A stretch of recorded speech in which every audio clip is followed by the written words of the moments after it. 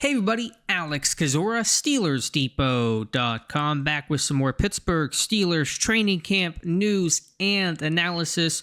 Want to apologize, there'll be no live stream with Dave Bryant and myself tonight, just unavailable for this busy time in training camp. So in its place, and to hopefully answer maybe some of the questions you would have had about the Steelers' first 4 days of training camp, want to go through things position group by position group. These are initial thoughts, teams not in pads until Tuesday. Long ways to go, obviously, but just some overall initial impressions. Before we start, if you guys could like this video, subscribe to the channel, and check out the site, SteelersDepot.com. Would really appreciate that. Let's start with quarterback, and of course, Aaron Rodgers. There's been ebbs and flows, good and bad. His first pass famously picked off by Patrick Queen. He's had some batted down, picked off by Jalen Ramsey on Saturday's practice. But overall, I'm not going to hyper-analyze a guy like Aaron Rodgers because in one sense, he's new to Pittsburgh and there's a lot of intrigue and a lot to learn, but he's also Aaron Rodgers and as established as anybody, any quarterback in the NFL. But I think overall, I have an article on Rodgers this morning that kind of goes into my thoughts, and so I'll link that in the description. Arthur Smith, for starters, is not changing the offense for Rodgers, at least not on initial glance. Obviously, you're going to tailor the scheme to your quarterback, what he likes, what he's comfortable with, but you're still seeing Rodgers work under center and bootleg and do some of the hallmarks of the Arthur Smith offense. I think the arm strength has been perfectly fine for Rodgers. The arm still looks live overall. His overall command of the huddle is there.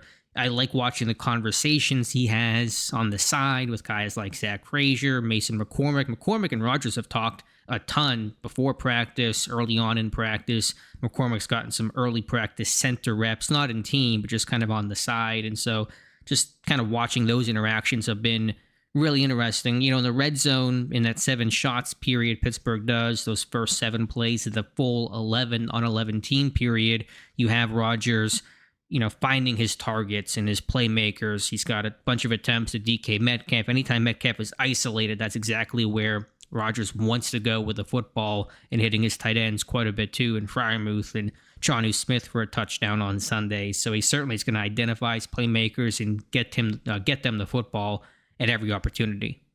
Mason Rudolph has had a fine start to training camp. He's been consistent and good overall. He's been aggressive downfield, the touch, the layering, that all has been impressive, taking good care of the football. Had 2 passes batted down by defensive lineman Y.A. Black yesterday, but overall it's been good for Rudolph. He's the clear number 2. Of course, a lot of intrigue for Will Howard, who's really run as that co-number 3 with Skylar Thompson. They're going to make Howard earn that job, and so you can't technically probably say one is ahead of the other right now, which is fine. Let competition be competition. If Howard is as good as I think we all think he can be in the sense of being a good value pick in the 6th round, then he'll beat out Skylar Thompson. But I think Howard has shown some of the traits that got him drafted, some good processing, similar to Rudolph, the touch, the layering, throwing a very catchable ball, being able to put the ball into tighter windows in the sense of hitting the corner route and, against cover 2 or throwing the ball over underneath defenders, just good timing. And so he's a guy that can zip the ball when he has to. Physically, the arm talent's not amazing, but I think he's just got good touch and good accuracy, anticipation. Those are my favorite traits of his coming out of Ohio State. The ball's come out pretty quick. He hasn't had a lot of bad reads, not a lot of forced throws, not a lot of uncertainty where the ball is held onto for a long time and he's scrambling around, which you typically see with some young quarterbacks who are scared or not seeing it well, not trusting what they see. You can kind of see how it worked these progressions. It's not been like he's on fire. I don't want to make it sound like that, but it's been a good start for a rookie and hopefully a lot to build on throughout the rest of the summer. And Skylar Thompson has been just okay. Not a whole lot to note there, but again, he's basically splitting reps evenly with Will Howard. Running backs are more difficult to evaluate in this non-padded session. That'll really change on Tuesday with backs on backers and full live tackling, which Pittsburgh does. We'll say with rookie Caleb Johnson, that burst is evident, and you can really feel it in person on those inside zone runs. Plants his foot, gets upfield. You can kind of feel that acceleration through the hole, which is certainly one reason why the Steelers drafted him. So as a runner, there's probably not going to be a lot of questions about can he be a successful ball carrier. The question will be about pass protection and receiving. Had a drop on Sunday's practice. So those would be the questions to really answer throughout the summer, especially in pass pro, to protect a 41-year-old quarterback like Aaron Rodgers. But Johnson's gotten a lot of reps. The lines have been a little short at running back. Cordell Patterson, his MIA has not practiced yet, and so it's given Johnson more reps. His conditioning's been good. Mike Tomlin's spoken to that, and so that's really encouraging for Caleb Johnson. The rest, Trey Sermon, Evan Hull, Kenneth Gainwell has been used as much as a receiver as he has been a running back. Pittsburgh, I think, will lean on his receiving chops, which is a big reason why he got signed last year after having a couple of third down receptions conversions against Pittsburgh last year. So, Gainwell's going to be a versatile piece and probably used quite often as a receiver because the backfield with Warren and Johnson's going to be kind of spoken for in terms of the carries. Tight end Darnell Washington has gotten more active and involved the last couple days. Jonnu Smith missed the first 2 days with a minor injury. He came back, caught his first touchdown in team from Rodgers on Sunday, so that's all been good. Freiermuth has been, relatively quiet, but it's been fine. Typical Freiermuth stuff, not too worried about that. The one guy that is kind of interesting in terms of a new face is the rookie J.J. Galbraith out of South Dakota, a guy that I like coming out of college, a natural athlete, good hands, and has really shown that throughout practice, making catches outside his frame. There was a great catch in 7 shots, a kind of twisting grab, I think, from Mason Rudolph on the right flat, and just kind of showing his catch radius, his overall athleticism. Can he block? Can he play on special teams? He's built more like a receiver than he is a tight end, so some questions over fit, but kind of in a very narrow sense, a little bit of Jonnu Smith-like, probably not as hyper versatile or as physical in terms of yak, but just kind of a good athlete, and I just think that is shining through in these padless sessions, but let's see what happens when the pads come on. At wide receiver, DK Metcalf has, of course, made his plays, and Rodgers has certainly found him in some of those 7 shots, red zone opportunities. Calvin Austin, a couple plays early with Rodgers, had the one tough practice on Saturday, a couple plays that were missed there. It's been a quiet start for Roman Wilson, really no strong connection with Aaron Rodgers. Those two still trying to get a lot of timing down and some missed opportunities there. One deep ball from, it was Mason Rudolph to Wilson downfield. They got ripped out by James Pierre and the new safety, Chuck Clark. So, it's good that Wilson is healthy and working, and that's, of course, was the big story last year, and he's making up for lost time after playing all of 5 snaps his rookie season, but it has certainly been a quiet start for Roman Wilson, and really the other receivers, too, have not made a ton of noise, whether that's Robert Woods or Ben Skoranek. Scotty Willis made a play or two, and so that's been good. Rock Taylor had a nice catch during Sunday's practice. Lance McCutcheon, Brandon Johnson have had their brief moments in time, but still a lot more to watch there with that receiver group. Like running back, offensive line is tough to judge until the pads come on, so that's where the evaluation will truly begin. It was certainly felt like a tough start for left tackle Broderick Jones, which has only been compounded by some sort of soft tissue injury that occurred really even before practice got going on Sunday. He was late to the first team period because I think he was getting looked at or taped up or something like that. So this had to have happened in individual or something he was dealing with that he aggravated. So it just kind of like, let's see if he's healthy and in pads and ready to go for a big week here this upcoming week when the pads come on Tuesday. You got Friday Night Lights, coming up, and those soft tissue injuries could linger, and you want to be cautious as a team, and depth is thin along the offensive line. Dylan Cook was getting left tackle reps in Jones' place. I think Calvin Anderson would still be the replacement if you got into a game, but we'll see how the summer shakes out. But before that, Jones certainly had some tough reps. You don't want to overstate it and kind of let things play out, but especially, whenever the pads come on, that really kind of tells you how a guy is doing. Sometimes your mentality changes when you know you're in pads and you're in a more physical, true, quote-unquote, football environment, but just not the ideal 4 days for Broderick Jones. My other notes really are pretty limited for the offensive line. I would just say there's some guys getting, extra reps by some early camp injuries. Isaac Seumalo is still on NFI. It seems minor. I think he'll be back, relatively soon. There's not a huge rush for a veteran like him, but it gives more time for Spencer Anderson as he's worked, multiple first and second team. Guys like Doug Nestor has played both guard spots. Stephen Jones has played right guard, right tackle. Ryan McCullum has missed a little bit of time at the start of camp, the first 2 practices, and so that gave center reps to Max Sharping, who's continued to run some center third team, even with McCullum returning. So Sharping's run left guard, second team, and now third team center. And so that's a guy maybe fighting for that ninth offensive line spot, a veteran who's versatile, and Pittsburgh is leaning on that. I think Bartani's got to work on inside rushes and counters and defending them a bit better. That was kind of my impression last year, and that's carried over this year. But facing TJ Watt each day, it's going to get you some good looks and good reps, and so that'll make him a better player. But again, really, the evaluation won't start in earnest until the pads come on Tuesday.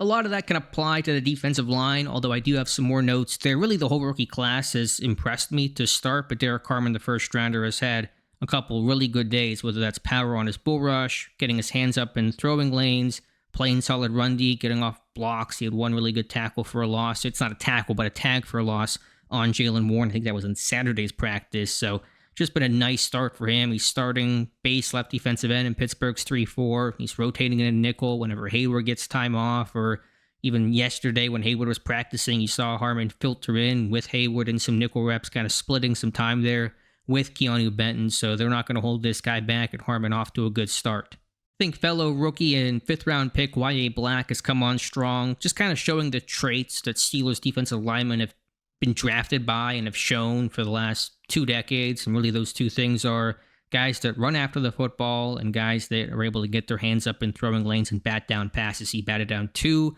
Mason Rudolph throws on Sunday. I think he's shown good chase. Now, is he really fleet of foot? Not really, but there's effort and heart there, and I can respect that. And so he's got length. He's using that to bat down passes, lock out linemen in the run game. So just small things, but they mean a lot in Pittsburgh, and so that's been encouraging to see.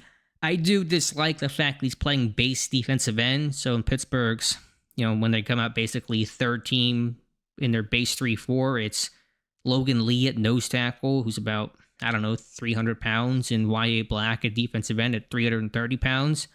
And I just think that's kind of backwards. Put Lee at defensive end, you put, Black at nose tackle. I know they like Black's size and length, and Lee's probably not ideal at defensive end, but I don't know, it just seems a little backwards to me overall. I think Y.A. Black has been and will play the best the closer he is to center into the interior defensive line, but we'll watch it going forward, and Black has had a couple of nice practices. Beyond that, Dan LaQuale has only been playing nose tackle outside of some nickel reps, and so I thought he'd be more defensive end. He's really run second team nose tackle behind Keanu Benton, so nose tackle has gone Benton, LaQuale, and then Lee.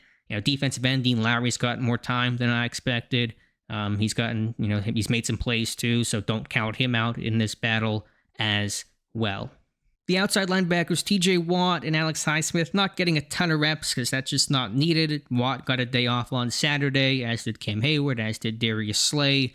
And Highsmith has gotten, probably half reps in practice because you just don't need to give him and Watt a ton of time because they're known players and you have some young guys behind. I think Jack Sawyer's been a really impressive rookie in terms of his rush move plans, his ability to win in different ways, outside, inside, spin, just a really technical, smart pass rusher. And so he's given tackles, whether that's a Fautanu or Dylan Cook or those guys, fits. And so I think it's just been a really nice start for Jack Sawyer, who's probably has a pass rush arsenal and plan beyond what a typical rookie does. And that's why he was drafted, because he's not the most athletic guy in the world, but he has been technical and just really productive in terms of his hand use and technique and winning blocks and just simply making plays. But I think the edge guys overall have done well. Now, whether you're talking about Herbig, you're talking about Welshoff in the run game, it's kind of his calling card, him getting off of blocks in the run game. Even Aku Leota, who was up in Pittsburgh for a cup of coffee last year when injury struck, he's had a couple nice practices. So DeMarvin Leal is playing exclusive outside linebacker, really athletic guy. I can see the allure of him. That spark is still there, but is he going to fit? Is he going to make it?